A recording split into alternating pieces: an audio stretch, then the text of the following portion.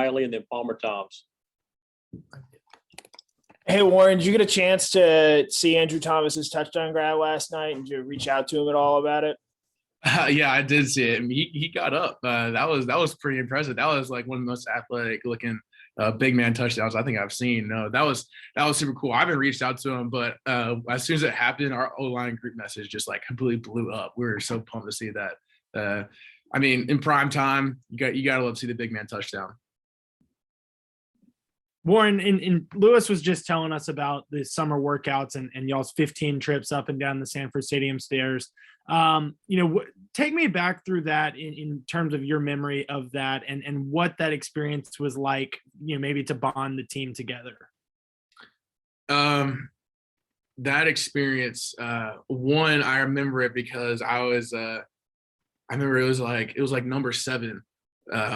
I got down to the bottom of the steps and like my legs could not stop shaking. Like I couldn't stop.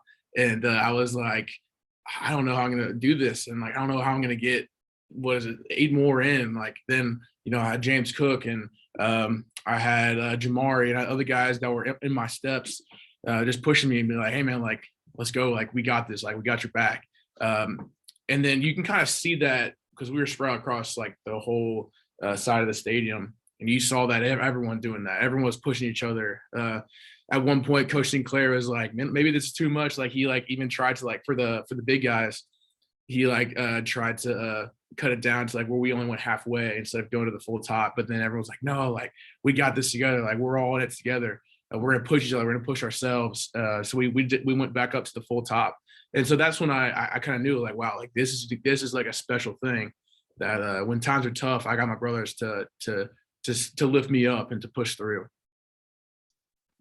Let's go to Anthony Dasher and then Mark Weiser. Hey, Warren, good to see you. Well, I guess just how are you feeling now? I know that flu kind of took a big bite out of you. Kind of what was going on with that? Oh man, the flu's no joke. That was the first time I really got hit with the flu, and I was always thinking before I was like, oh man, like I can battle through the flu, like.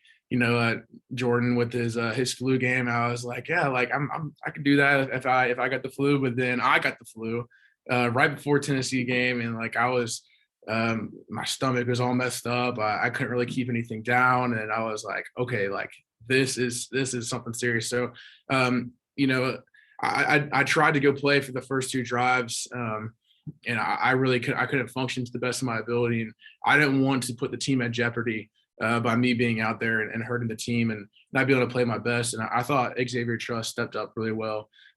He came in, and obviously what the offense did was great. And I knew for that game that my role, I needed to be the leader on special teams for punt specifically, make the correct checks, make sure that everything's in line, and go in and just do my job.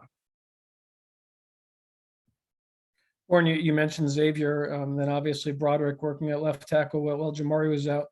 How about the depth on this offensive line now with guys getting a chance to get more snaps, and how do you think? Do you feel pressure in terms of needing to be at your best with quality guys can move in there? Absolutely. I mean, I think that the great thing about being an offensive lineman at Georgia is we have so many talented guys. And that just fuels the competitive drive every day in practice. I love Truss, and I love Broderick, and I love all offensive linemen. But I also know that if I'm not bringing my best every single day, they can replace me. And I think we all have that same competitive drive that we love each other and we're going to fight for each other, but we gotta go out there and do our job to the best of our ability. And it's been great to see Broderick come out and play. He's gotten a lot of really good quality snaps, and he's gotten better each time. And you can really see that. And of course, you hate to see Jamari out, and he's a strong leader on the offensive line and the offense in general. But he's one person that, even though he's not physically playing right now, when we get to the sideline, he's always there keeping us up. He's always there telling us something maybe that we missed, or like telling us to pick things up. He's still the same Jamari, the same strong leader, and person that we can always lean on the offensive line. Let's go to Tyler Griffith and then Seth Emerson. No question my way. Seth, go ahead.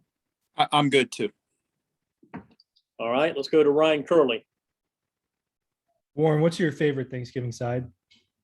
I heard y'all ask Liz this. So one, I'm gonna talk about the macaroni and cheese. I think that macaroni and cheese is always welcome at the table.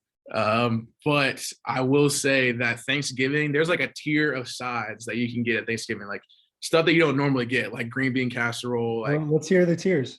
okay, well, you got it's like you get the top tier. You got like green bean casserole. You got like hash brown casserole. You got sweet potato casserole with like marshmallow top or pecans, whatever you prefer. You even got like bacon wrapped green beans. That's always solid. But in the lower tier, you do got macaroni and cheese because that's always fantastic. You can't go wrong with that. But I can also have macaroni and cheese is acceptable at any time. So I would say that's my answer. There's just great sides you can have at Thanksgiving. For me, an offensive lineman, someone who loves to eat, this is the best. And I'm excited for Thursday. All right, Warren. Thanks for your time tonight, and we'll see you soon. Thank y'all.